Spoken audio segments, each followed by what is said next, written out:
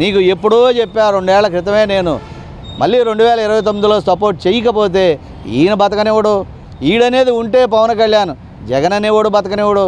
ఈ పవన్ కళ్యాణ్ అనేవాడు ఉంటే సనాతన ధర్మం గురించి మాట్లాడి ప్రపంచంలో భారతదేశంలో ఉన్న హిందువులకి గొప్ప అండా ఏర్పడింది, మహానాయకుడు అయ్యాడు అని చెప్పి మైనార్టీసు క్రిస్టియన్స్ కూడా ఈయన మీద ఆలోచిస్తున్నారు.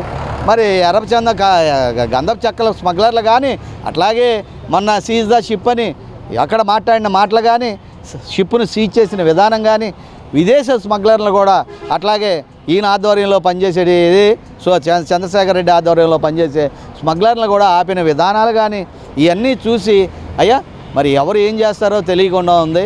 ముందు ఒకటేనండి, ఈ సొంత పార్టీలోనే కూటమి అయినటువంటి టీడీపీ మిగతా పార్టీలు పవన్ కళ్యాణ్ మీద చేస్తున్నటువంటి దాడుల్ని అరికట్టాలి. అట్లాగే ఆయన మీద చేస్తున్నటువంటి ఈ దుష్ప్రచారాన్ని తిప్పికొట్టాలి. ఒక ఎల్టీటీ కమాండోల్లాగా, సూసైడ్ బాంబర్ లాగా, ఆల్ ఖైదా ఐఎస్ లాగా ఈ జన సైనికులందరూ పనిచేసి పవన్ కళ్యాణ్కి అండగా ఉండి 151 అయినా మాకు ఒకటే, 164 అయినా ఒకటే, మాతో పెట్టుకుంటే మా దెబ్బ ఇలా ఉంటుంది అని చెప్పి చూపించాల్సిన అవసరం రేపు రాష్ట్రంలో ఏర్పడుతుందేమో అనేటటువంటి ఒక డౌటు మాకు అప్పుడే వచ్చేసింది. ఎందుకంటే వీళ్ళందరి జాతకాలు చెప్పగలిగినోడిని, అందుకే ముందే చెప్తున్నాను.